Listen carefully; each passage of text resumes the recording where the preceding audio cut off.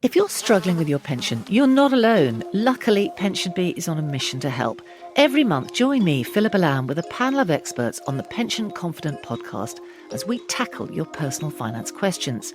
From how to talk to kids about money to how your relationship status impacts on your finances, it's all in the podcast.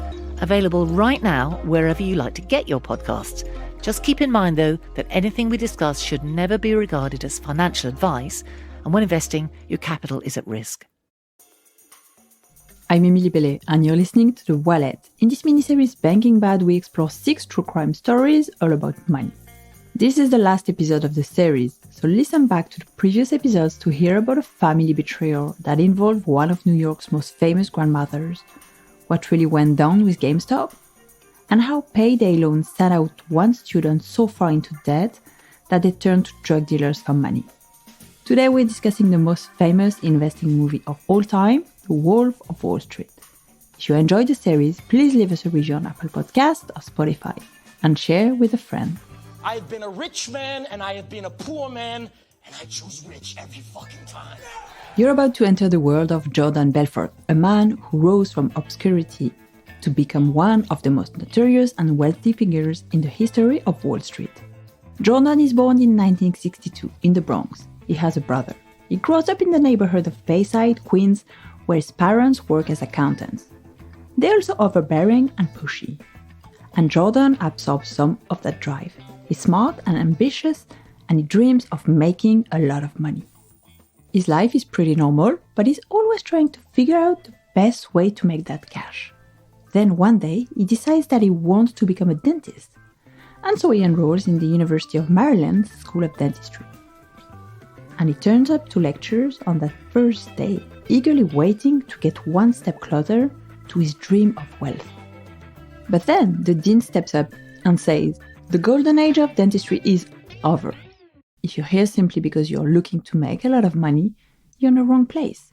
The dean tells Jordan that dentistry isn't going to make him money. So Jordan's sitting there, confused, a little bit panicked, which makes sense considering his whole life plan has been thrown off by this one guy. After all, he's in for the money, and so he decides he's not going to waste any time, and he drops out of dental school, wondering what he should do next. Something you need to know about Jordan is that he's not the type to go home and eat Cheetos in bed and give up. Since dentistry is a no-go, he decides to lean on his knack for selling things. He sets up a door-to-door business on Long Island, hires a fleet of young salesmen who drive around in refrigerated trucks and pitch their meat and seafood products to housewives and restaurants. The business booms, he's got lots of customers, his fleet of salesmen is growing. But the margins are small and eventually Jordan runs out of capital. He disappears on customers who have paid for products and receive nothing, leaving him facing a flurry of lawsuits from angry customers. And so at the age of 25, he files for bankruptcy. I know I'm getting through this pretty fast, and you probably want more details, but I want to get to the good stuff. This venture leaves Jordan broke and desperate. His business has crumbled to nothing.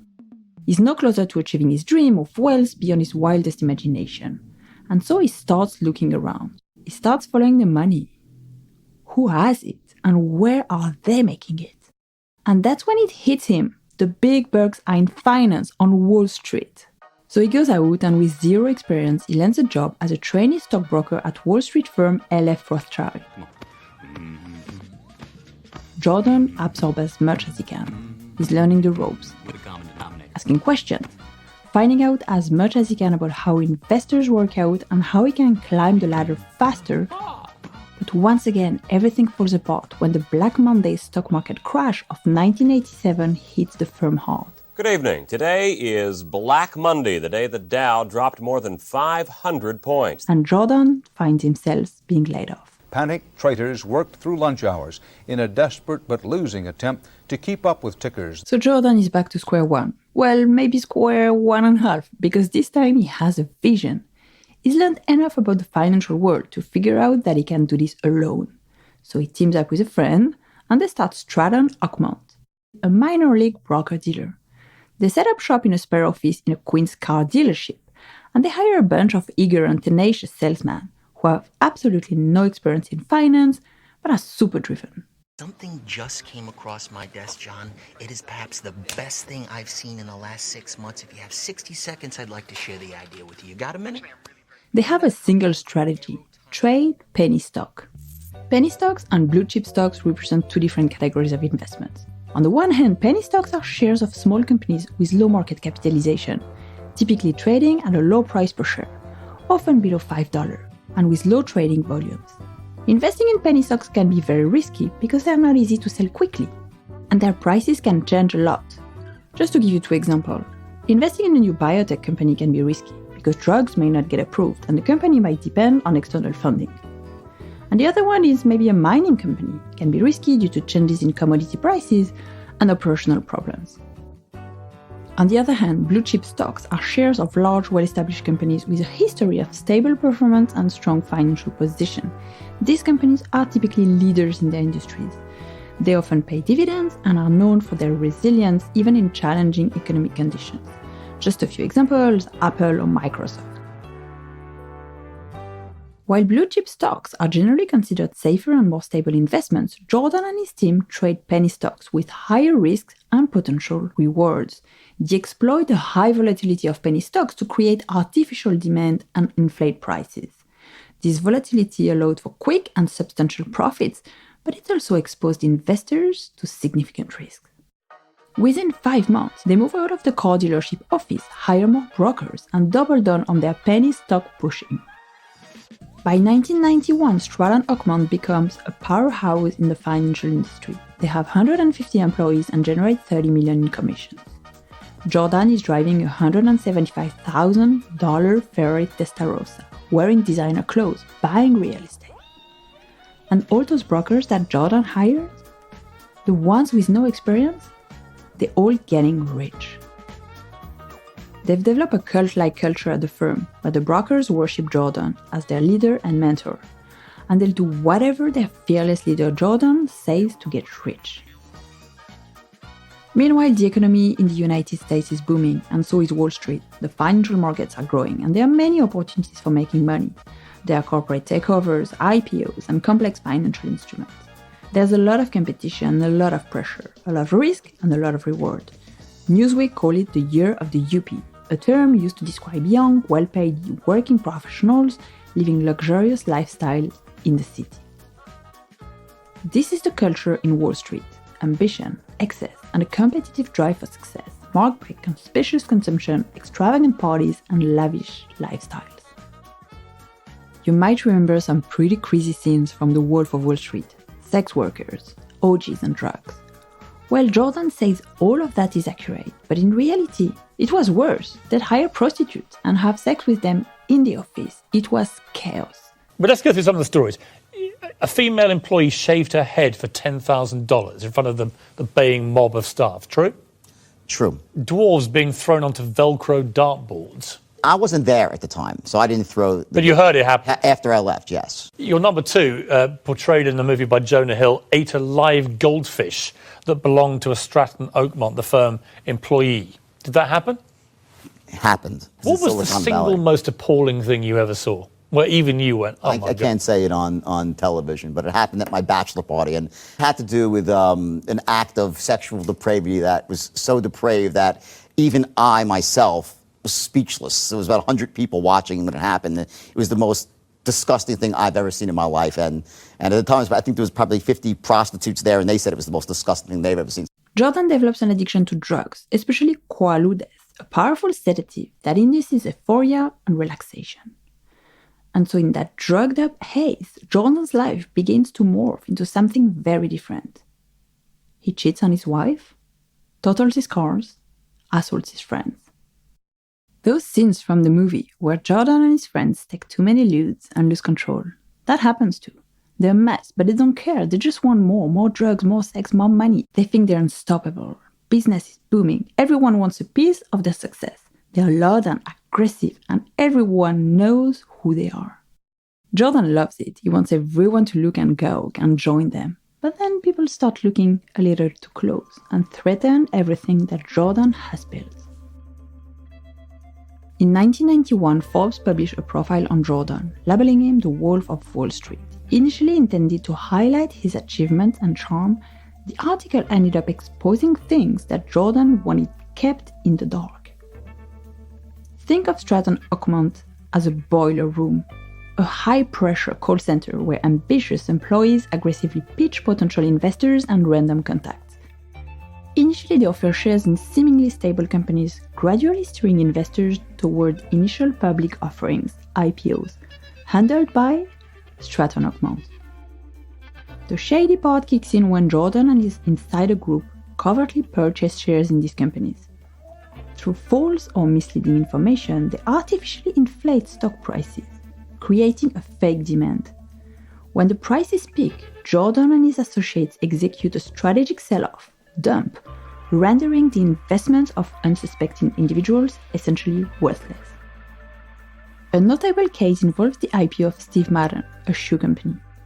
As part of their pump and dump scheme, Jordan and his associates used deceptive sales practices and misrepresented the company's value to inflate Steve Madden's stock price. Profiting significantly, they sold off their own shares at inflated prices, leaving investors with substantial losses when the stock inevitably plummeted. In addition to pump and dump tactics, Jordan engaged in shorting stocks. This involves selling stocks he didn't own and anticipating their decline in value. He then repurchased these stocks at a lower price, pocketing the difference. Jordan strategically used this shorting strategy on stocks he knew were destined to fail or those he had actively sabotaged. While Jordan and his group amassed substantial profits, ordinary investors faced financial ruin as the manipulated stock prices collapsed. Stratton Oakmont's disregard for the losses incurred by investors was evident, as they continually found new individuals willing to invest through pressure, false promises, or deceitful practices. After outlining many of Jordan's illegal money-making practices, the article delivers the final blow. It details an ongoing investigation by the SEC, the Securities and Exchange Commission, into Jordan's practices. The pressure is mounting on Jordan. The SEC's charges of fraud and manipulation are hanging over his head, and the threat of his firm being shut down looms large. Desperate to save himself and his empire, he tries to justify his actions, claiming that his targets were wealthy investors and that he was not causing harm to those who couldn't afford it. He argues, "We contact high net worth investors. I couldn't live with myself if I was calling people who make $50,000 a year and I'm taking their child's tuition money." But the SEC doesn't care. They've got a job to do. They take action against individuals and entities engaged in fraudulent practices in the financial markets, aiming to protect investors and maintain the integrity of the markets. They want to send a clear message to Wall Street that fraudulent practices will not be tolerated in the financial market. Jordan freaks out. He doesn't want his money to be taken away. He and his associates engage in various tactics to obstruct and delay the investigation. As the investigation progresses, it becomes clear that the evidence against Jordan and his firm is substantial. He faces mounting legal pressure and eventually changes his approach. The SEC files a civil lawsuit against Jordan and Stratton Oakmont in 1994 and reaches a settlement that requires the firm to pay $2.5 million in fines and restitution and bans Jordan from running a brokerage firm. Jordan sells his shares of Stratton Oakmont and tries to lay low. None of him and his partners admit or deny the SEC's allegations, and the penalty is actually really small compared to what the firm and its employees and bosses were earning. But his troubles are far from over. The FBI is also on Jordan's trail and has been investigating him under suspicion of money laundering since 1992. They spent the following years gradually digging away to collect evidence, but the loyalty Jordan engendered in his well-paid staff made it an almost impossible task. The breakthrough comes when Jordan becomes desperate and begins smuggling money out of the country.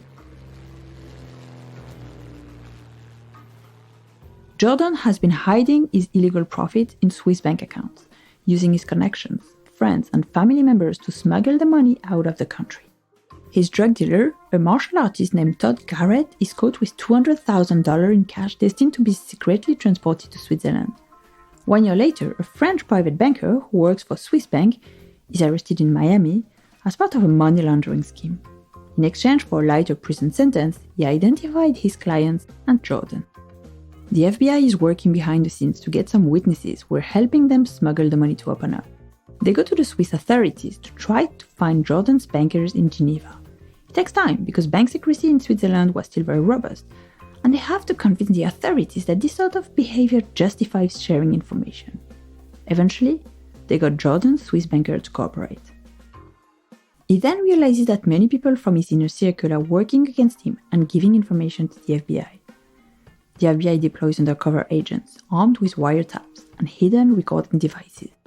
Over several intense months, the FBI agents gather evidence, capture incriminating conversations, and uncover the intricacies of the pump and dump operations orchestrated by Jordan and his accomplices. Tension escalates in Wall Street to keep this secret. The operation becomes a psychological chess match.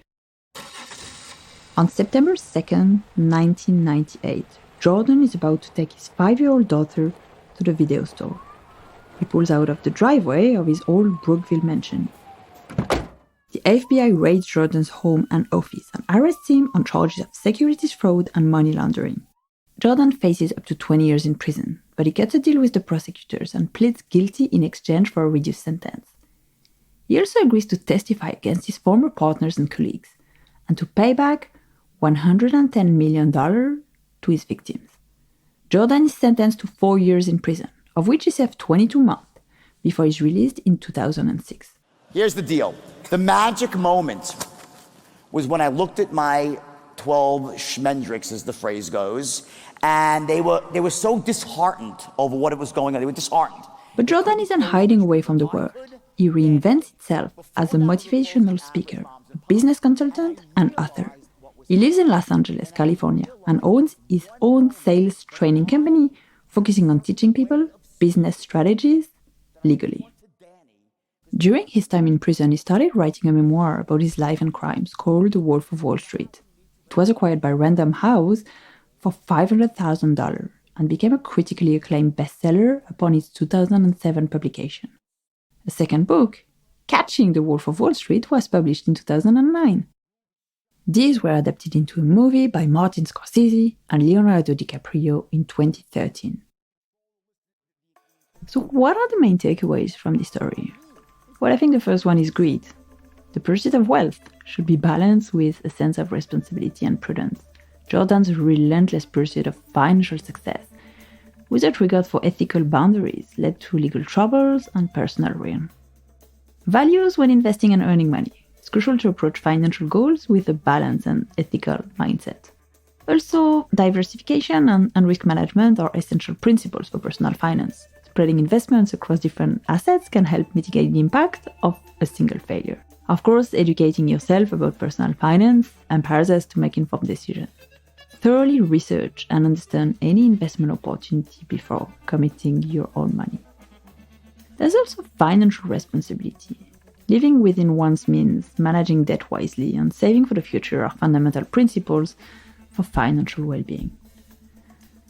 And finally, I think it's not all about the money. Despite having all the material possessions that money could buy, such as a lavish mansion, luxurious yacht, a sleek helicopter, private jet, expensive car, designer clothes, and extravagant vacations, Jordan was far from happy or fulfilled. He perpetually chased after more wealth, power, pleasure, excitement, yet remained unsatisfied with what he possessed and always yearned for more. His addiction to drugs, alcohol, and sex served as an escape from his problems and emotions. In the pursuit of his desires, he neglected his family, friends, and even his own well-being. Jordan's story serves as a reminder that true happiness and fulfillment are not contingent on monetary or materialistic possessions. Rather, they stem from factors such as having a sense of purpose, nurturing one's passions, embracing core values, cultivating meaningful relationships, and prioritizing overall well-being.